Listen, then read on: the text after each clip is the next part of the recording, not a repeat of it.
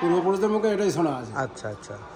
প্রাকৃতিক সৌন্দর্যের আকর্ষণ থাক অথবা না থাক, যে কোনো তীর্থস্থানের মাহাত্ম্যই কিন্তু ভক্তকে ভগবানের আলয় পর্যন্ত টেনে নিয়ে যায়।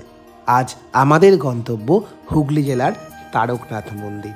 রয়েছে এই মন্দির সম্পর্কিত আরও নানা অজানা কাহিনী, তাই ভিডিওটি শেষ পর্যন্ত দেখার অনুরোধ রইল। আশা করি আপনারা প্রত্যেকে ভালো আছেন এবং সুস্থ আছেন।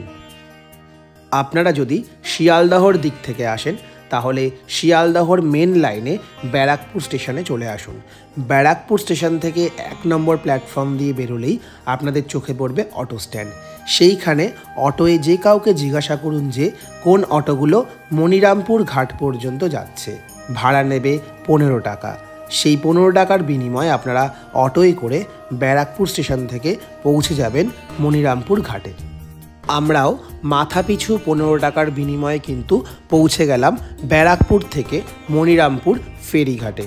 মনিরামপুর ফেরিঘাটে এসে আপনাকে সবার প্রথমে যেটা করতে হবে সেটা হচ্ছে ফেরি পারাপারের জন্য টিকিটটি সংগ্রহ করতে হবে। এই ক্ষেত্রে আপনার মাথাপিছু টিকিট মূল্য পড়বে 7 টাকা করে। আপনি যদি বাইক নিয়ে পারাপার করেন তাহলে বাইকের জন্য আপনাকে অতিরিক্ত মূল্য প্রদান করতে হবে। মনিরামপুর ফেরিঘাটের পরিষেবা কিন্তু ভীষণ ভালো এবং ভেসেলগুলো বেশ বড়। কিছু সময়ের ব্যবধানেই আমরা মনিরামপুর ফেরিঘাট থেকে এপারে চলে এলাম নিমাই তীর্থ ঘাটে। নিমাই তীর্থ ঘাট থেকে পায়ে হেঁটে 2 মিনিটের ব্যবধানে আমরা পৌঁছে গেলাম শেওড়াফুলি জাংশন স্টেশনে এবং এখান থেকে মাথাপিছু 10 টাকার বিনিময়ে কেটে নিলাম তারকেশ্বর যাওয়ার টিকিটটি এবং চলে এলাম 2 নম্বর প্ল্যাটফর্মে। আপনারা যদি শিয়ালদহ মেন লাইন থেকে আসেন তাহলে যেরকম রুট ম্যাপ দেখালাম সেই রুট ম্যাপটা ফলো করে আপনাদের শেওড়াফুলি স্টেশন পর্যন্ত আসতে হবে। আর আপনারা যদি হাওড়া থেকে ডিরেক্ট তারকেশ্বর পর্যন্ত যান তাহলে হাওড়া থেকে যে কোনো ট্রেন যেগুলো তারকেশ্বর যাচ্ছে সেই ট্রেন ধরে আপনারা তারকেশ্বর পর্যন্ত যেতে পারেন। এই যে এই মুহূর্তে দাঁড়িয়েছি শেওড়াফুলি জংশন, শেওড়াফুলি স্টেশন। আপনারা কিন্তু শিয়ালদহ মেন লাইন থেকে আসলে শেওড়াফুলি জংশন থেকে এসেই আপনাদের তারকেশ্বর যাওয়ার ট্রেন আপনারা পেয়ে যাবেন। আর এই যে পুরো স্টেশনটা দেখুন, এই যে এটা কিন্তু শেওড়াফুলি জংশন। এখান থেকে প্রচুর দিকে যাওয়ার ট্রেন পাওয়া যায়। আপনারা কিন্তু প্রপার ট্রেনে উঠেই শেওড়াফুলি থেকে তারকেশ্বর পর্যন্ত যাবেন। আমরা এই যে তারকেশ্বর স্টেশনে চলে এসেছি। এইটা তারকেশ্বর স্টেশন আপনারা দেখতে পাচ্ছেন। তারকেশ্বর স্টেশনে কিন্তু আপনাদের আসতে হবে। আপনারা হাওড়া থেকেও আসতে পারেন। আর আমরা যে ট্রেনটা ধরলাম তারকেশ্বর লোকাল, সেই ট্রেনটা ধরে আমরা এই তারকেশ্বর স্টেশনে নামলাম। এবার তারকেশ্বর স্টেশন থেকে আপনাদের 1 নম্বর প্ল্যাটফর্ম দিয়ে কিন্তু বেরিয়ে যেতে হবে। আপনারা এখান থেকে মন্দিরের জন্য অটো বা টোটো পেয়ে যাবেন। তাহলে চলুন আমার সঙ্গে, দেখা যাক বাকি রাস্তা কীভাবে যাব। তারকেশ্বর স্টেশন থেকে 1 নম্বর প্ল্যাটফর্ম থেকে বাইরে এসে মেন রাস্তায় এলেই আপনাদের চোখে পড়বে অটো বা টোটো স্ট্যান্ড। মাথাপিছু পড়বে 10 টাকা করে। এই যে সোজা রাস্তাটা, এটাই চলে যাচ্ছে তারকেশ্বর মন্দিরের দিকে। এই সোজা রাস্তাটা চলে যাচ্ছে লোকনাথ মন্দিরের দিকে। আমরা যাব এই দিকটাতে। মন্দিরের এন্ট্রান্স থেকে আপনারা বেরিয়েই কিন্তু একদম টোটো পেয়ে যাবেন। আমরা টোটো নিয়ে নিয়েছি, পার হেড 10 টাকা করে পড়বে। মন্দির এখান থেকে জাস্ট 50 মিটার ডিস্টেন্স। আপনারা এখান থেকে টোটো নিয়েও যেতে পারেন, পায়ে হেঁটেও যেতে পারেন। একদম মন্দিরের সামনে পৌঁছতে কিন্তু বেশিক্ষণ সময় লাগবে না। আমরা রয়েছি এখানে। আর এই যে মন্দিরের রাস্তা, এখান থেকেই পুজোর ডালার দোকান, খাবারের দোকান শুরু হয়ে গেছে। টোটোয় মাথাপিছু 10 টাকার বিনিময় কিছু সময়ের ব্যবধানেই আমরা পৌঁছে গেলাম একদম মন্দিরের সামনে। টোটো আপনাকে নামাবে একদম মহন্ত রাজবাড়ির সামনে। এই হচ্ছে রাজবাড়ি। রাজবাড়ির উল্টো দিকেই মন্দিরের পথ। একদম রাজবাড়িটাকে অনুসরণ করে তার উল্টো দিকের পথ ধরেই আপনারা সোজা এগিয়ে গেলেই পৌঁছে যাবেন মন্দিরের দিকে। আমরাও সেই মতন এগোতে লাগলাম। পথ চলতে চোখে পড়ল একজন নন্দী মহারাজের। তিনি কিন্তু আপন খেয়ালে বাবার মন্দিরের দিকে রওনা দিয়েছেন। আমরা তার পথ অনুসরণ করেই পৌঁছে গেলাম মন্দিরের দিকে। 1729 খ্রিস্টাব্দে হুগলি জেলার এই তারকেশ্বর অঞ্চলে রাজা ভারমল্ল রাও দ্বারা নির্মিত বাবা তারকনাথের এই মন্দিরটি। পূর্বে এই মন্দিরের নাম ছিল তারেশ্বর।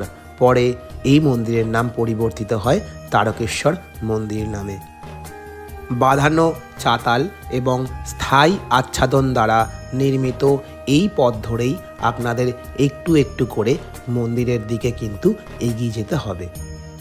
এই পথ ধরে এগোনোর সময় আপনাদের প্রচুর পূজার সামগ্রী এবং ডালার দোকান কিন্তু চোখে পড়বে। আপনারা আপনাদের পছন্দ মতন যে কোনো একটি দোকান থেকে এই পূজার সামগ্রী সংগ্রহ করুন নির্দিষ্ট মূল্যের বিনিময়ে। আপনি আপনার সামর্থ্য মতন এই পূজার সামগ্রীটি কিনতে পারেন, সেই ক্ষেত্রে কোনো বিধিনিষেধ কিন্তু এইখানে নেই। বাবা তারকনাথের এই মূর্তিটি কিন্তু একটি স্বয়ম্ভু শিব মূর্তি, অর্থাৎ যেই মূর্তিটি প্রতিষ্ঠিত নয়, নিজেই কিন্তু এই মূর্তিটি ভূপৃষ্ঠের তলদেশ থেকে ভূপৃষ্ঠের ওপরে আত্মপ্রকাশ করেছিল। মন্দির প্রতিষ্ঠার প্রাক্কালে তৎকালীন রাজা ভাড়মল্লের একটি পোষ্য গাভী ছিল। সেই গাভীটির নাম ছিল কপিলা। সেই গাভীটি প্রত্যহ রাত দ্বীপ প্রহরে এই শিবলিঙ্গের ওপরে এসে নিজ দুগ্ধ স্বেচ্ছায় দান করতেন। সেই দুগ্ধ অপসারিত হয়ে জমা হতো এই পুষ্করিণীতে। শিবগঙ্গা নামে এই পুষ্করিণীটি পরবর্তীকালে দুধ পুকুর নামে পরিচিত। ভক্তদের বিশ্বাস মতন এই দুধ পুকুর কিন্তু অত্যন্ত পবিত্র একটি স্থান, যেই জলের স্পর্শে ভক্তদের রোগ ভোগ পীড়া দুঃখ সব দূরীভূত হয়ে যায়। আপনিও চাইলে এই দুধ পুকুরে স্নান করেও কিন্তু বাবার পূজা অর্চনা করতেই পারেন। সেই ক্ষেত্রে আপনাকে একটি অতিরিক্ত বস্ত্র শুধু সঙ্গে আনতে হবে। অনেক মানুষ কিন্তু এই দুধ পুকুরে স্নান সেরেই বাবার পূজা দিচ্ছেন। মন্দিরের সম্মুখেই একদম দক্ষিণ প্রান্তে রয়েছে একটি নাট মন্দির। নাট মন্দিরে অসংখ্য মনস্কামনা ঘণ্টা কিন্তু বাঁধা রয়েছে। বিভিন্ন ভক্তবৃন্দের মনস্কামনা পূর্ণের পর এই ঘণ্টাটি তারা বেঁধে যান। তার সামনেই রয়েছে নন্দী মহারাজের মূর্তি। এই নাট মন্দিরের ডান অথবা বাম পাশ ধরে আপনারা একটু এগিয়ে গেলেই এই পথটি কিন্তু দেখতে পাবেন, যেটা কিন্তু একদম মন্দিরের সামনে পর্যন্ত চলে গেছে। এই পথ ধরেই আপনাদের এগিয়ে আসতে হবে বাবার পূজা দেওয়ার জন্য। আমরাও এই পথ ধরে একটু একটু করে এগিয়ে গেলাম মূল মন্দিরের উদ্দেশ্যে। আর এই যে একদম সামনে যেই মন্দিরটি দেখতে পাচ্ছেন, এটাই কিন্তু বাবার মন্দির। আমরা আমাদের পূজার সামগ্রী এবং জলের ঘড়াটি নিয়ে একটু একটু করে মন্দিরের দিকে কিন্তু এগিয়ে গেলাম। বাংলার বিখ্যাত আটচালা মন্দির নির্মাণ পদ্ধতিতেই এই মন্দিরটি কিন্তু নির্মিত। আর এই মন্দিরের গর্ভগৃহেই অবস্থান করছে বাবা তারকনাথের স্বয়ম্ভু শিব মূর্তিটি। এই পথ ধরে একটুখানি এগিয়েই এই গর্ভগৃহের পাশে এসে মন্দিরটিকে একবার প্রদক্ষিণের পর মূল মন্দিরের দরজা দিয়ে প্রবেশ করে বাবার পূজা কিন্তু দিতে হবে। ক্যামেরার বিধিনিষেধ থাকায় এর পরের দৃশ্যগুলি দেখানো কিন্তু আর সম্ভব হয়নি। পূজা সম্পন্ন হবার পর নাট মন্দিরের বাম পাশের এই নির্দিষ্ট স্থানটিতে আপনাদের পৌঁছতে হবে। ধূপ দীপ মোমবাতি বা ওই জাতীয় যে কোনো সামগ্রী জ্বালানোর জন্য আপনাদের এই নির্দিষ্ট স্থানটি কিন্তু ব্যবহার করতে হবে। আর আমরাও কিন্তু সেই মতন এই স্থানটিতে চলে আসলাম ধূপ দীপ এবং মোমবাতি জ্বালানোর জন্য।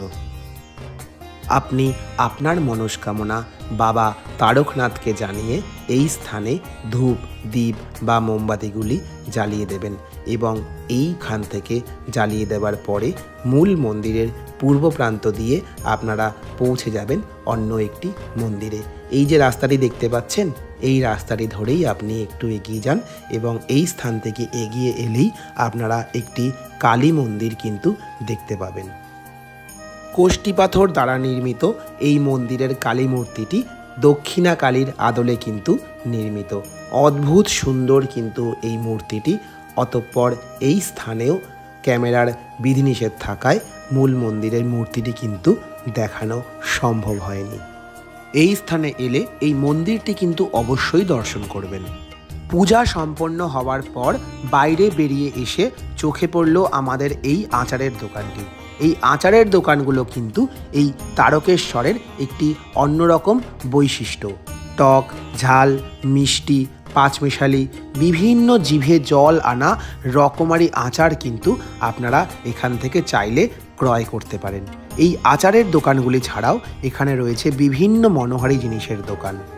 কিন্তু উদরপূর্তির জন্য আমাদের এই মুহূর্তে সবচেয়ে বেশি যেটা প্রয়োজন তা হলো একটি খাবারের দোকান।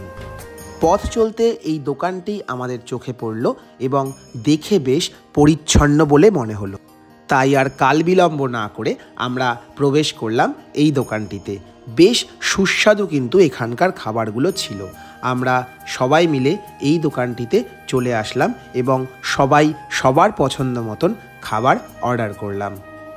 একটা প্লেটে অর্ডার করা হলো 4টে হিঙের কচুরি, ছোলার ডাল, ফুলকপি আলুর তরকারি এবং মিষ্টি। এই প্লেটটা নিয়েছিল 60 টাকা। বাকি 3 জনের জন্য ভাত অর্ডার করা হলো। এই ভাতগুলো কিন্তু ছিল থালি সিস্টেমে। এর মধ্যে ছিল সাদা ভাত, ঘি, পাঁপড়, আলু ভাজা, আচার, শুক্তো, মুগের ডাল, এঁচোড়ের তরকারি এবং পনিরের তরকারি। এই পুরো থালিটার দাম নিয়েছিল 120 টাকা। এছাড়াও একটা এক্সট্রা ধোকার ডালনা অর্ডার করা হয়েছিল, যার দাম নিয়েছিল 40 টাকা। আচ্ছা, ধরা যাক আপনার প্রচণ্ড খিদে পেয়েছে এবং আপনার সামনে গরম গরম হিঙের কচুরি এবং ছোলার ডাল রয়েছে। আপনি বলুন তো, আপনি কি পারবেন সেই লোভটা সামলাতে? আর আমিও কিন্তু পারিনি। আমিও কিন্তু একটু হিঙের কচুরি, ছোলার ডাল এবং ফুলকপির তরকারি টেস্ট করে দেখলাম। টেস্ট করতে গিয়ে কিন্তু আমি 2টো কচুরি খেয়ে ফেলেছি এবং আমার কিন্তু বেশ ভালো লেগেছে এদের কচুরি এবং ছোলার ডালের ব্যাপারটা। তো আমি আমার ভাইপোকে বললাম যে তোর জন্য আমি আর 2টো কচুরি অর্ডার করে দিচ্ছি, কিন্তু ও বলল না, আমি তোমার সঙ্গে একটু ভাত খাবো। আসলে ভাতের সঙ্গে যে পদগুলো ছিল সেগুলোও কিন্তু ছিল বেশ লোভনীয়। শেষ পাতে রসনার তৃপ্তি বাড়াতে চাটনি আর পাঁপড় কিন্তু আমাদের মধ্যাহ্ন ভোজের পরিপূর্ণতা এনে দিল। মন্দিরের সামনে আমাদের নিরামিষ হোটেল, আমরা নিচে হোটেল আছে, উপরে থাকার ব্যবস্থাও আছে। আর নিরামিষ এমনি সবজি ভাত আছে এখানে 50 টাকা 70 টাকা থেকে শুরু। ভেজ থালি আপনার 100 টাকা 120 টাকা পর্যন্ত আছে কোনো থালি। পরে ভাত যত ইচ্ছে খেতে পারেন, কোনো অসুবিধা নেই, ডাল পোস্ত দেওয়া হয়। উপরে রুমেতেও আপনারা থাকার ব্যবস্থাও আছে। থাকার ব্যবস্থা সম্পর্কে কীরকম কী চার্জেস? এমনি আপনারা পুজো দিয়ে চলে যায়, সেক্ষেত্রে 300-400 টাকার মধ্যে ভালো ঘর হয়ে যায়। স্টেও করা যায়, এসি গিজার সব রকমের রুম আছে, এত পরিষ্কার পরিচ্ছন্ন, সব সাদা বালিশ। সেগুলোর চার্জেস কি আছে? মোটামুটি 600-800 থেকে 1000 টাকা 500 টাকা। আর নন এসি চার্জটা কত? নন এসি 300-400 থেকে শুরু। 300-400 থেকে শুরু আছে, 700-800 মধ্যে ভালো ঘর আছে। আচ্ছা আচ্ছা আচ্ছা আচ্ছা। আপনারা এখানে এসি এবং নন এসি 2 রকম ঘরই পাবেন। শুধু পুজো দিতে আসার জন্য একবেলাও ঘর পেয়ে যাবেন এবং চাইলে রাত্রিবাসও করতে পারেন। আর খাবার দাবার কিন্তু সম্পূর্ণ নিরামিষ। মন্দিরের দক্ষিণ পশ্চিম প্রান্তে রয়েছে এই মহন্ত রাজবাড়ি। এই রাজবাড়িতে প্রবেশের কিছু বিধিনিষেধ কিন্তু আছে। এই রাজবাড়িটি 1345 খ্রিস্টাব্দে মহান্ত মহারাজ দ্বারা প্রতিষ্ঠিত হয়েছিল। এই স্থানে চাইলে আপনারা মধ্যাহ্ন ভোজও করতে পারেন। সেক্ষেত্রে দুপুর 11টা থেকে 12টার মধ্যে 50 টাকা দিয়ে কুপন কাটতে হয়। এরপর আমরা একটি টোটো ঠিক করে নিলাম। এই টোটোটি আমাদের তারকেশ্বর মন্দির থেকে লোকনাথ মন্দির পর্যন্ত নিয়ে গিয়েছিল। সেই মন্দিরে 1 ঘন্টা অপেক্ষা করেছিল এবং পুনরায় আমাদের লোকনাথ মন্দির থেকে তারকেশ্বর স্টেশনে ছেড়ে দিয়ে গিয়েছিল। এর জন্য ধার্য করেছিল 150 টাকা। স্থানীয়দের কথায় এই মন্দিরটিও কিন্তু প্রচণ্ড জাগ্রত এবং এর একটি তাৎপর্যপূর্ণ ঐতিহাসিক ব্যাখ্যাও রয়েছে। আমরা এই মুহূর্তে রয়েছি লোকনাথ মন্দিরে। তারকনাথ স্টেশনের মানে তারকেশ্বর স্টেশনের ঠিক আগের স্টেশনে হচ্ছে লোকনাথ স্টেশন। যদি আপনি হাওড়ার দিক থেকে আসেন, কথায় বলে যে যারা বাঁকে করে শ্রাবণ মাসে জল ঢালতে আসে তারা আগে লোকনাথ বাবার কাছে জল ঢেলে তারপরে তারক বাবার কাছে জল ঢালতে যান। এর যে রীতি শোনা যায় সেটা হচ্ছে যে এই যে লোকনাথ মন্দির এবং তারকনাথ মন্দির এই দুটোই যদি স্বয়ম্ভূ করার অর্থ হচ্ছে যে মূর্তি বা যে লিঙ্গ স্বয়ং মাটি থেকে আত্মপ্রকাশ করে তাদের স্বয়ম্ভূ বলা হয়। এই দুটো মূর্তি কিন্তু স্বয়ম্ভূ। এবং আরও কথিত আছে যে এই লোকনাথ হচ্ছে তারকনাথের বড় ভাই, তাই আগে এই লোকনাথের কাছে মানে লোকনাথ মন্দিরে এসে জল ঢালতে হয় এবং তারপরে যারা শরণার্থী বা ভ্রমণার্থীরা পুণ্যার্থীরা আসেন জল ঢালতে, তারা তারপরে গিয়ে তারকনাথ মন্দিরে গিয়ে জল ঢালেন পুণ্য অর্জনের জন্য। তো আপনারা যারা তারকনাথ মন্দিরে আসছেন অবশ্যই তারা একটু বাড়তি সময় নিয়ে আসুন এবং এই লোকনাথ মন্দিরে অবশ্যই দর্শন করে যান। আশা করি আপনাদের প্রত্যেকের ভীষণ ভালো লাগবে।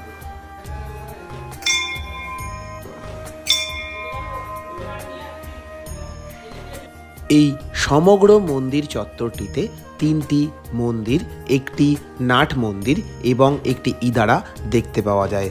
যদিও এই ইদারাটির বিশেষ কোনো ঐতিহাসিক গুরুত্ব নেই।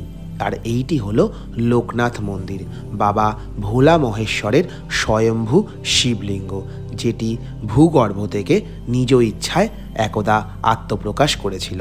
আমরা যেহেতু মধ্যাহ্নভোজ সেরে এই মন্দিরটিতে গিয়েছিলাম, তাই আমরা স্বহস্তে পূজাদান করতে পারিনি।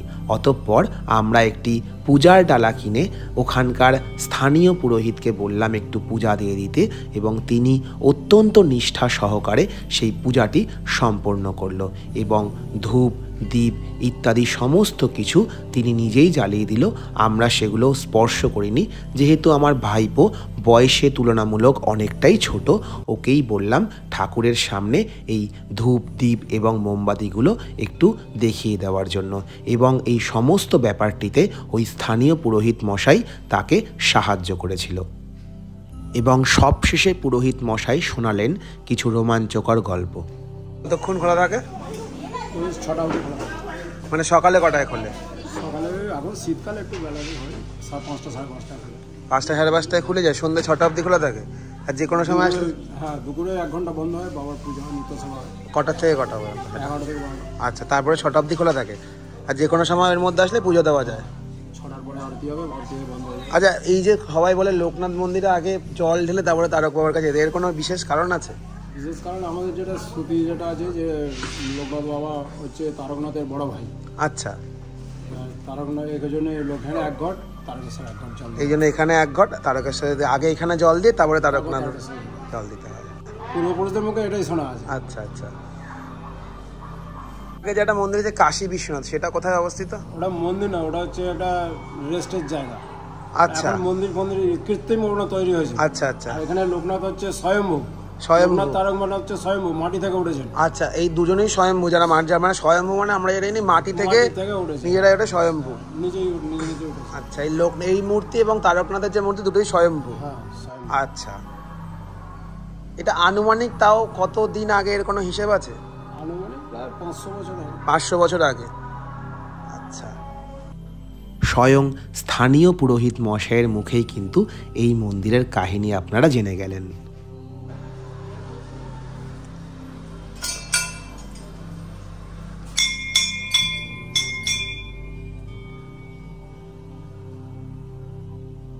লোকনাথ মন্দিরের একদম ডান পাশেই রয়েছে এই বাজরাংবলীর মন্দিরটি।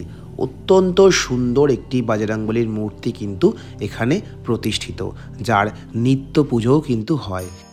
এই সমগ্র মন্দিরের পরিবেশটি কিন্তু বেশ মনোমুগ্ধকর ছিল। এত শান্তি, এত স্নিগ্ধতা ছেড়ে আসতে কিন্তু একদমই মন চাইছিল না। তাই মন্দিরের আশপাশটা একটু ভালো করে ঘুরছিলাম। ছেড়ে আসার সময় যেন বারবার মনে হচ্ছিল বাবার মূর্তিটা আরও একবার দর্শন করে যাই। আর এটাই হলো সেই স্বয়ম্ভু শিবলিঙ্গ, যা নিজ ইচ্ছায় এই স্থানে আজ থেকে বহু বছর আগে আত্মপ্রকাশ করেছিল। স্মৃতির পাতায় এই মুহূর্তটাকে স্মরণীয় করে রাখার জন্য বাবা মায়ের সঙ্গে একটি সুন্দর মুহূর্তকে ফ্রেমবন্দি করে রাখলাম। আজ থেকে বহু বছর আগে বাবা এই মন্দিরে একবার এসেছিলেন এবং তিনি তখনকার পুজো দেওয়ার গল্প এই মন্দিরে বসে আমাদের সঙ্গে শেয়ার করে নিচ্ছিলেন, এবং বাবার মুখ থেকে এই পুরনো দিনের মন্দিরের গল্প শুনতে কিন্তু বেশ ভালো লাগছিল। আর ওই যে পাশের ঘটগুলো দেখতে পাচ্ছেন, ওইগুলোই কিন্তু এখানকার পূজা সামগ্রী। আপনি চাইলে এখান থেকে ঘট নিয়ে বাবার মাথায় জলও ঢালতে পারেন এবং পুজোও দিতে পারেন। শিব এবং বাজরাংবলীর মন্দির ছাড়া তৃতীয় যে মন্দিরটি এই মন্দির চত্বরে রয়েছে সেইটি হলো মাতা পার্বতীর এই মন্দিরটি। সমগ্র মন্দিরগুলো দর্শনের পর আমরা টোটোয় করে কিছু সময়ের ব্যবধানেই পৌঁছে গেলাম তারকেশ্বর স্টেশনে। তারকেশ্বর স্টেশনে যখন আমরা পৌঁছলাম তখন ঘড়ির কাঁটায় সময় হলো 2:12। তারকেশ্বর স্টেশন থেকে 1 নম্বর প্ল্যাটফর্ম দিয়ে প্রবেশের পর প্ল্যাটফর্মে দেখি একটি তারকেশ্বর হাওড়া লোকাল কিন্তু দাঁড়িয়ে রয়েছে। এই ট্রেনটিতে করে আমরা আমাদের গন্তব্যে ফিরে এলাম। কেমন লাগলো এই ভিডিওটি অবশ্যই কিন্তু জানাবেন। ভালো লাগলে একটি লাইক করবেন, আপনার মূল্যবান মতামত কমেন্টের মাধ্যমে জানাবেন।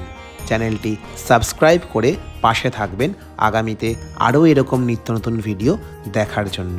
আপনারা সবাই ভীষণ ভালো থাকবেন, সুস্থ থাকবেন। নমস্কার।